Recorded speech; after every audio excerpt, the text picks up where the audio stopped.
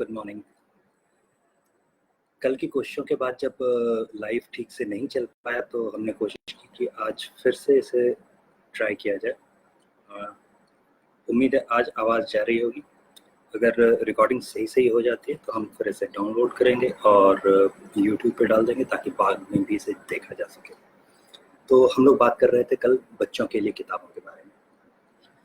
तो हमारी जो सबसे पहली किताब है वो थी रस्किन बॉन्ड की लिखी हुई the blue umbrella. The blue umbrella एक छोटी सी बच्ची की कहानी है। बिनिया नाम की ये बच्ची गढ़वाल के पास किसी गांव में रहती है। एक बार उसके गांव में कुछ टूरिस्ट और ये टूरिस्ट क्या करते हैं कि बच्ची के गले में जो लॉकेट होता है उस लॉकेट के बदले में वो उसे एक नीले रंग का छाता दे जाते हैं। अब ये ब्लू अम्ब्रेला यानी नीला छाता ही पूरी कहानी की पीछे वजह है, क्योंकि बच्ची को तो छाता बहुत पसंद होता है मगर उसके साथ साथ गांव के ही एक दुकानदार राम भरोसे को वो छाता पसंद आ जाता है। उसका ख्याल था कि छोटी बच्चियों के पास इतना फैंसी छाता नहीं होना चाहिए, इसलिए वो किसी तिकड़म से बच्ची से वो छाता ले लेना चाहता है। उसकी कोशिशों के पीछे ही ये पूरी कहानी गढ़ी गई है। सबसे पहले तो वो छाते को खरीद लेने की कोशिश करता है, किसी तरह से उसे हड़प लेने की कोशिश करता है। आखिरकार उसका नौकर उस छाते को चुरा लेने की कोशिश करता है। जब वो चुरा लेने की कोशिश करता है और पकड़ा जाता है तो गांव वाले राम भरोसे की दुकान का बहिष्कार कर देते हैं। उसकी दुकान से सामान खरीदना बंद हो जाता है, उसके धंधे पर असर पड़ता है, उसकी सामाजिक प्रतिष्ठा पर असर पड़ता है और इस वजह से उसे जब दिक्कत होने लगती है तो वो आखिरकार अपनी गलतियों की माफ़ी मांगता है और उसके खुद के गले में एक चांदी का मढ़ा हुआ लॉकेट था। उस लॉकेट के बदले में वो बच्ची से छाता ले लेता है। आखिर उसके माफ़ी मांगने के बाद और बच्ची को भी समझ में आता है कि ठीक है, छाता इसे इतना प्रिय है और बदले में ये एक अच्छा सा लॉकेट मुझे वापस दे रहा है, तो वो छाता दे देती है। अब राम भरोसे छाते को सिर्फ अपने लिए नहीं रखता, वो छाते को सबके लिए सार्वजनिक कर देता है। उसकी दुकान पर बाहर छाता टंगा होता था और जो भी चाहे अपनी ज़रूरत के हिसाब से वो छाता ले जाए और फिर वापस कर जाए। कुल मिलाकर कहानी में जब अंत होता है तो ये एक हैप्पी एंडिंग है। बच्चों को पसंद आएगी। बहुत ही आसान भाषा में लिखी हुई है, क्योंकि ये रस्किन बॉन्ड ने जब लिखी थी तो ये खास तौर पर बच्चों के लिए लिखी थी। अभी करीबन 86-87 ईयर्स के हो चुके हैं रस्किन बॉन्ड, लेकिन जहाँ वो रहते हैं वहाँ एक बुक स्टोर में हमेशा कहानियाँ सुनाने के लिए वो अभी भी जाते हैं। तो बच्चों को कहानी सुनाने का उनका काम अभी भी जारी है। ब्लू अम्ब्रेला इसलिए भी पढ़नी चाहिए या बच्चों को दिखानी चाहिए क्योंकि बच्चे खेल खेल में अक्सर बहिष्कार करते हैं, और अगर आप सोशल मीडिया पर हैं तो शायद अभी हाल में आपने कई चीज़ों के बहिष्कार के बारे में सुना होगा या पढ़ा होगा। तो बहिष्कार कब सही होता है, कब गलत होता है, करना भी चाहिए या नहीं करना चाहिए, या बच्चे जैसे खेल खेल में करते हैं कि आज तुमने बेईमानी की थी इसीलिए आज हम तुम्हारे साथ नहीं खेलेंगे, इस किस्म का बहिष्कार, ये सारा कुछ सही है या नहीं है, करना चाहिए या नहीं करना चाहिए, गांधी या दूसरे बड़े नेताओं ने कब इस बहिष्कार का इस्तेमाल कैसे हमारे राष्ट्रीय आंदोलनों में किया था, इन सारी चीज़ों के बारे में इस कहानी के बाद बच्चों को बताया जा सकता है। तो इस वजह से ये किताब पढ़नी चाहिए। जो दूसरी किताब हम उठाकर लाए हैं वो है the call of the wild. ये जैक लंडन की किताब है और जैसा कि आप देख सकते हैं इस पर इलस्ट्रेटेड क्लासिक एडिशन लिखा हुआ है। ये किताब हम लोगों ने बचपन में खरीदी थी। कभी हम लोग जमशेदपुर जाया करते थे और वहाँ पर एक ही किताब की बड़ी दुकान थी जहाँ से हम लोग ये किताबें लिया करते थे। शायद जब हमने लिखना बहुत अच्छे से नहीं सीखा था तब का यहाँ सिग्नेचर भी पड़ा हुआ है। खैर, तो इस किताब के साथ अच्छी बात यह है कि इसमें हर एक पन्ने पर तस्वीरें बनी होती हैं। अक्सर बच्चों को तस्वीरों के साथ कहानियाँ पढ़ना मज़ेदार लगता है, तो इस वजह से ये किताब बच्चों को पसंद आती है या बच्चों को बांधे रखने में थोड़ी ज़्यादा कामयाब होती है। असल में ये कोई ना कोई क्लासिक या जैसे अंग्रेज़ी की कालजयी उपन्यासों में जिनकी गिनती होती है वैसे उपन्यासों का ये संक्षिप्त रूप होता है। Abridged version. ऐसी किताबें अंग्रेजी में भी आती हैं और ऐसी ही किताबें आपको हिंदी में भी आसानी से मिल जाएंगी। ये किताबें आप बच्चों को दे सकते हैं। दरअसल ये किताब हमने इसलिए उठा रखी है क्योंकि बक नाम के कुत्ते की कहानी है ये। बक नाम का ये कुत्ता जो होता है ये अपने मालिक से बिछड़ जाता है, फिर किसी तरह से दूसरे मालिक के पास पहुंचता है।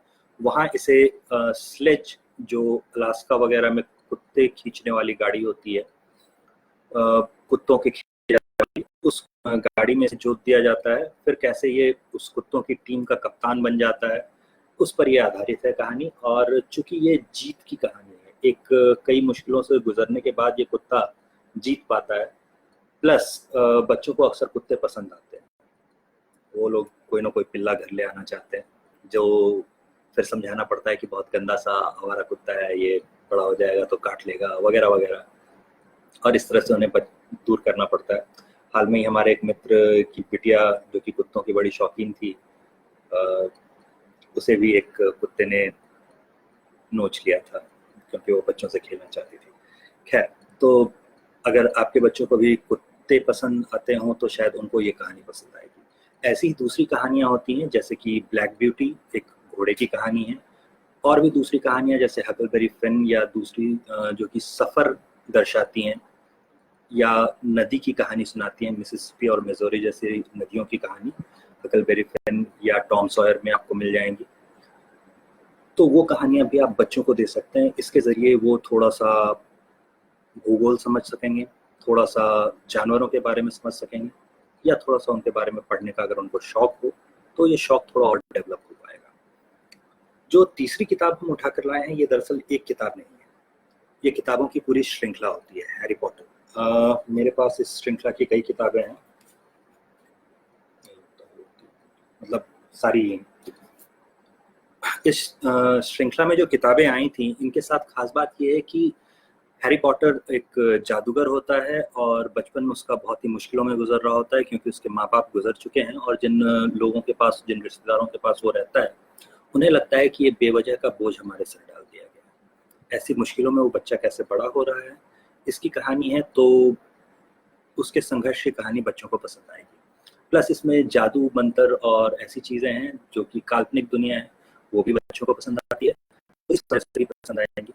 तीसरी वजह जो इस किताब को पढ़ने के लिए कहने की है, वो ये है कि इसमें मनुष्यों से इतर दूसरे जीव दिखाए गए हैं। जैसे इसमें एक गॉब्लिन नाम का जीव होता है। गॉब्लिन असल में इंसान नहीं है, वो कुछ कुछ हमारे यक्षों से मिलता जुलता है। इसे पैसे जमा करने का बहुत शौक होता है। जैसे यक्षों के बारे में बात करते हैं हम, तो उनके पास कुबेर के पास लंका जैसी एक सोने की नगरी होती है, या फिर दूसरे, जब हम लोग मेघदूत जैसे किताबों की बात करते हैं तो हमें पता चलता है कि एक बड़ा सुंदर सा बगीचा और बहुत अच्छी सी जमीन वगैरह कोई अलकापुरी नाम की जगह पे होती थी। तो ऐसे दूसरे जीवों के बारे में शायद समझाने में, या और दूसरे नस्लें, रंग भेद और इन सारी चीज़ों से दूर करने में बच्चों को मदद मिलेगी, क्योंकि दूसरे किस्म के भी जीव हो सकते हैं, आपसे बहुत मिलते जुलते ना हों देखने में, या कपड़े पहनने में, या भाषा व्यवहार वगैरह में। इन सारी चीज़ों को समझने में बच्चों को मदद मिलेगी। एक तो आपको ये गॉब्लिन दिखेगा। गॉब्लिन इसलिए भी देखना ज़रूरी है क्योंकि भारत में एक हिरण्यकश्यप कहा जाता है। हिरण्यकश्यप राक्षस था। हिरण्यकश्यप वर्ड को अगर आप दो हिस्सों में बांटेंगे तो हिरण्य का मतलब सोना होता है और कच्छप का मतलब कछुआ होता है। जनरली माना जाता है कि कछुआ सारा कुछ समेट कर बैठ जाता है, अपने हाथ पांव अंदर समेट सकता है। तो हिरण्यकश्यप का एक्चुअल मीनिंग अगर शाब्दिक अर्थ देखें तो वो सोने को समेट कर बैठ जाने वाला कुछ जीव जैसा। और ये क्यों विलन होता है, ये समझाने की कोशिश की गई है सिर्फ इस नाम के जरिए। अब इसके अलावा जो और जीव हैं उसमें एक तो आता है आपका एल्फ। एल्फ घरेलू नौकरों की तरह यहाँ काम करते हैं, और इनका काम तो नजर आता है, मतलब घर साफ हो गया ये नजर आता है, टेबल पे दावत बिछ गई ये नजर आता है, लेकिन कभी ये लोग खुद नजर नहीं आते। ये कुछ कुछ वैसा ही है जैसा घरेलू नौकर और उनकी स्थिति। अभी अगर कोरोना की महामारी नहीं आई होती तो ये लोग पैदल चलकर घरों की तरफ लौटते हुए नहीं दिखते। और अभी तक भी अगर आप देखें तो अखबारों या दूसरी चीज़ों में कभी भी ये जिक्र नहीं आया कि आखिर इन्हें पैसे देना क्यों बंद कर दिया गया था। आप अगर किसी बड़ी कंपनी में काम करते हैं, होटल व्यवसाय में हैं, तब तो आपके लिए शायद कोई बात करे कि अचानक होटल बंद हो जाने से उनके कर्मचारियों का क्या हुआ, या अचानक शॉपिंग मॉल बंद हो गए तो उनके कर्मचारियों का क्या हुआ। मगर घरेलू नौकरों का क्या हुआ, इस बारे में कोई बात नहीं करता। तो असंगठित क्षेत्र में कुछ मजदूर होते हैं और कभी कभी हमें उनके बारे में भी सोचना चाहिए। ये शायद बच्चे सीख पाए, क्योंकि इसकी जो मुख्य किरदार है हरमाइनी, हीरोइन है वो, और वो एल्फ राइट्स के लिए लड़ रही होती है। मतलब वो इन घरेलू नौकरों को अधिकार दिलाने के लिए लड़ रही होती है। तो मे बी बच्चों का उस पर भी ध्यान जाए, या दूसरे कई मुद्दे हो सकते हैं जिनके बारे में सोचा जाना चाहिए। इस बारे में आप इस किताब के जरिए उन्हें बता सकते हैं। एक आखिरी चीज़ जो इस किताब के जरिए और पता चलती है वो ये है कि इसमें जो मुख्य किरदार खलनायक का है, उसका नाम तो वोल्डेमॉर्ट है। वोल्डेमॉर्ट भी असली नाम नहीं है, टॉम रिडल असली नाम होता है, लेकिन कोई भी उसका नाम नहीं लेता। He who must not be named, मतलब जिसका नाम नहीं लिया जा सकता, यही कह के उससे रेफर किया जाता है। हम अपनी समस्याओं के लिए भी कई बार जिन्हें जिम्मेदार मानते हैं या हमें पता चलता है कि वो जिम्मेदार हैं, उनका नाम लेने की कोशिश नहीं करते। कई बार उनका नाम छुपाने के लिए हमारे ऊपर दबाव होता है, सिंगल सोर्स कहना पड़ता है। तो खैर, इस किताब के बाद हम लोग और अगली किताब पर आते हैं। सामाजिक व्यवस्थाओं के बारे में समझाने के लिए अगर आप किताब पढ़ाना चाहते हैं तो हैरी पॉटर की किताब जरूर पढ़ा दें, क्योंकि ये जो हैरी पॉटर की किताब है, इसमें एक और चीज़ जो समझ में आती है वो ये है कि जो इंसान, आम इंसान थे, वो लोग जादूगरों के साथ बहुत अच्छा बर्ताव नहीं करते थे। ऐसा ही कुछ तब होता था जब रिलीजन अपने शुरुआती दौर में था, या अपने हाल तक के दौर में था, और ये दूसरे लोगों का जो विज्ञान था उसे जादू टोना मानता था और उन लोगों का कत्ल करने की कोशिश करता था। इवन जो आप झाड़ू पर बैठकर उड़ने का आप डायन या चुड़ैलों का जानते हैं, वो असल में इसलिए था क्योंकि इन्हें किसी का शराब का व्यवसाय हड़पना था। तो जो लोग शराब का व्यवसाय करते थे उस जमाने में, उनके पास बोर्ड नहीं हुआ करते थे, तो घर के बाहर एक शराब खाने का बोर्ड लगाने के बदले वो लोग घर के बाहर दरवाजे के बगल में झाड़ू टिका कर रखते थे। इनका व्यवसाय हड़पने के लिए इस झाड़ू को जादू टोने, तंत्र मंत्र और लोगों की हत्याओं से या बच्चों की मौत से जोड़कर देखा जाने लगा, और फिर इस तरह से इन सब लोगों का कत्ल करवाकर इस व्यापार को हड़प लिया गया। विच हंट एक खासा प्रचलित ऐतिहासिक घटना आप कह सकते हैं, हालांकि दर्दनाक घटना कहना ज़्यादा बेहतर होगा। तो किसी के बारे में गलत सूचनाएं फैलाकर किस तरह लोगों को मारा जाता है, इसके बारे में बात करने के लिए भी आप विच हंट का इस्तेमाल कर सकते हैं। छोटे मोटे इलाज तक को जादू टोना माना जाता था, और इसके लिए जोन ऑफ आर्क को जिंदा जला दिया गया था। भारत में जब गोवा इंक्विजिशन हुआ था उस वक्त भी ऐसा हुआ था। तो विज्ञान जादू टोना नहीं होता, या जो चीज़ आपकी समझ में नहीं आ रही है ज़रूरी नहीं कि वो बुरी ही हो। ये चीज़ें समझाने के लिए भी इस किताब का इस्तेमाल किया जा सकता है। किताब नहीं बल्कि हैरी पॉटर की श्रृंखला का इस्तेमाल किया जा सकता है। तो इसमें से कोई सी भी आप पढ़ने की शुरुआत कर सकते हैं। दूसरे जो जीवों की बात की गई है उसमें से एक और खलनायक जैसा जीव आता है, इसे डिमेंटर कहते हैं। और डिमेंटर जो होता है ये आपकी खुशियाँ चूस लेने के लिए जाना जाता है। ऐसे सुनने में बड़ा अजीब सा सिद्धांत लगेगा, लेकिन चूंकि आप सोशल मीडिया पर हैं तो शायद आपने देखा होगा कि कोई भी पर्व त्योहार आते ही कुछ लोग रोना शुरू करते हैं। उन्हें लगता है कि होली है तो पानी की बर्बादी हो रही है, उन्हें लगता है दिवाली है तो पटाखे के शोर से कुत्तों को दिक्कत हो रही हो, वो रोना शुरू कर देते हैं। आपकी खुशियों को चूस लेना चाहते हैं, या आपको बुरा महसूस करवाना चाहते हैं क्योंकि आप त्योहार मना रहे हैं। नॉर्मल स्थितियों में भी अगर आप देखेंगे तो कभी वो कहेंगे कि अच्छा मेट्रो रेल बन रही है, मगर इससे क्या गरीब को रोटी मिलेगी? भाई, मेट्रो बनने से रोजगार आएगा, और रोजगार से गरीब को रोटी मिलेगी। उसे मुफ्त में रोटी थमा देना तो किसी का काम नहीं है। तो डिमेंटर्स कुछ ऐसे ही जीव होते हैं जो आपकी खुशियों को चूसते हैं। उनके बारे में भी शायद आप इस किताब के जरिए अगर समझाएं तो थोड़ा ज़्यादा आसानी से समझा पाएंगे। तो चलिए, अब हम लोग इससे आगे की किताब के बारे में सोचते हैं। ये किताब हमने थोड़ी सी दूर रखी हुई है।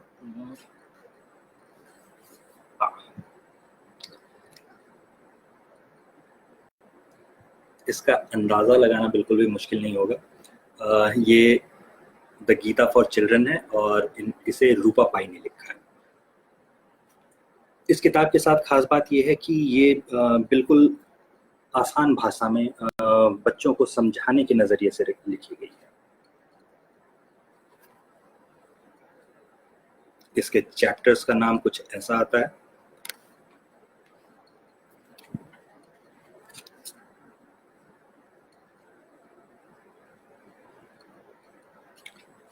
तो जो सिद्धांत भगवत गीता में समझाए गए हैं कि आप युद्ध छोड़कर भाग नहीं सकते, युद्ध इन सेंस ऑफ हमेशा आपका फिजिकल तलवार भाले बंदूक लेकर लड़ाई लड़ना नहीं होता।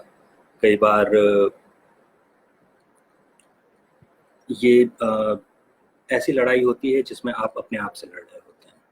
आप भाग जाना चाहते हैं किसी एक स्थिति से, मगर आप उससे भाग नहीं सकते। तो आप जब ये किताब पढ़ा रहे होंगे बच्चों को, तो ऐसी चीज़ों को बता पाएंगे या ऐसी चीज़ों के बारे में समझा पाएंगे। अब समस्या ये है कि जब हमने बच्चों को ये किताब दी, कुछ बच्चों को हमने अपने जान पहचान या परिचितों के बच्चों को दी, तो उनमें से कई एक को ये किताब उतनी रोचक नहीं लगी। उतनी रोचक इसलिए नहीं लग रही थी क्योंकि वो सवाल पूछते थे किताबें पढ़ने के बाद और सवालों का जवाब देने के लिए कोई होता ही नहीं था।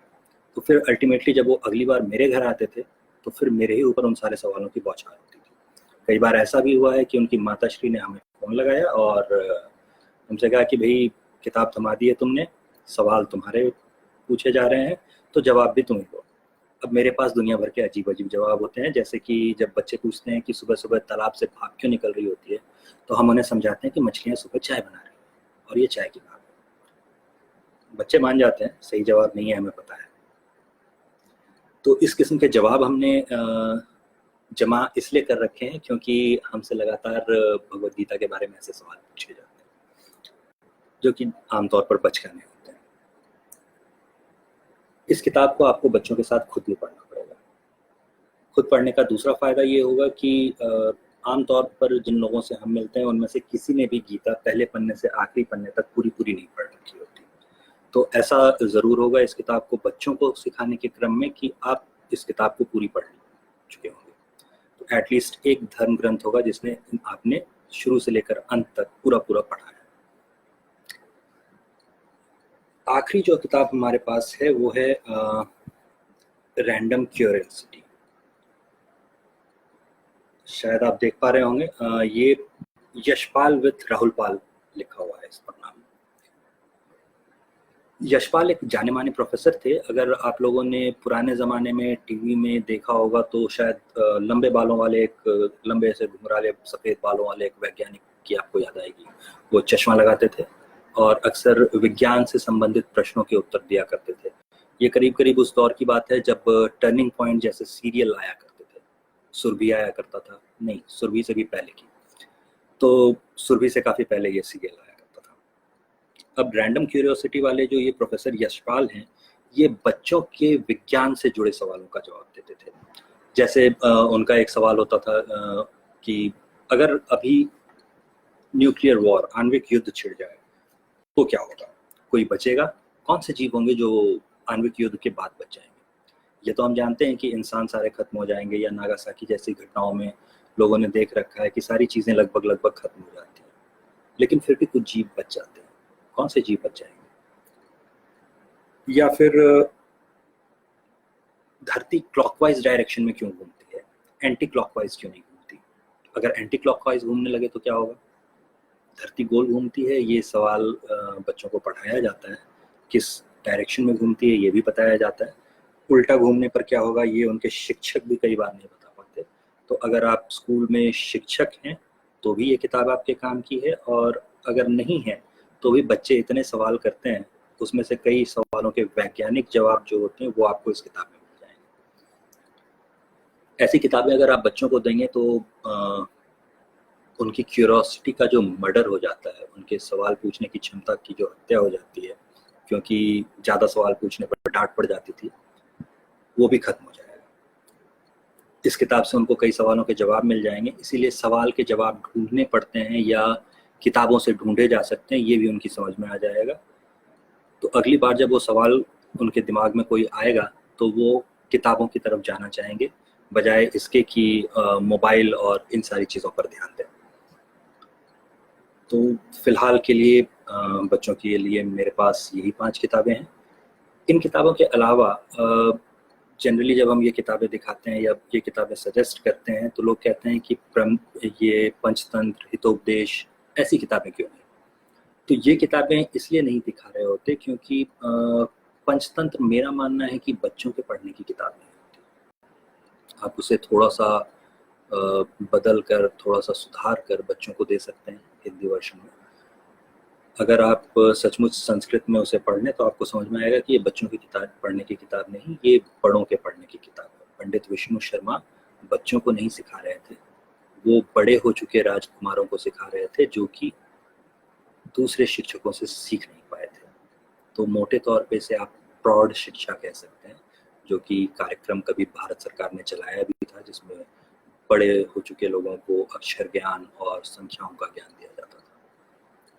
तो ये पंचतंत्र जैसी किताब बड़ों के लिए है। आप खुद पढ़िए और उसमें से जो कहानियां आप बच्चों को समझा सकते हैं वो समझाइए। सीधे सीधे अगर आप उन्हें पंचतंत्र पढ़ने के लिए दे देंगे तो कोई बहुत फायदा होगा, ऐसा हम दावे से नहीं कह सकते। हितोपदेश जैसी किताबें ज़्यादातर मोरल साइंस की किताबें हैं। मोरल साइंस नैतिकता के पाठ में या नैतिकता की शिक्षा देने में तो बहुत काम आता है, जो कि 10वीं से पहले भी देनी चाहिए, लेकिन सिर्फ नैतिक शिक्षा से काम नहीं चलता, इसीलिए विज्ञान और दूसरे विषयों से जुड़ी हुई ये किताबें। पंचतंत्र हाँ, हम सजेस्ट करते हैं। इसके अलावा आप जातक जैसी किताबें देख सकते हैं, और भी अगर कोई किताबें पसंद आए तो वो देख सकते हैं। अमर चित्र कथा से कई कॉमिक्स आते हैं, उनके जरिए आप बच्चों को भारतीय या भारतीयता से जोड़ने का प्रयास कर सकते हैं। इसके अलावा भी अगर आपको कोई किताबें याद आती हों जिनके बारे में आपको लगता है कि ये किताबें बच्चों को पढ़नी चाहिए, तो कमेंट बॉक्स खुला है, आप ज़रूर बताएं, हम उन किताबों के बारे में भी चर्चा कर लेंगे कभी। फिलहाल के लिए हम ये लाइव यहीं बंद करते रहे। Thank you.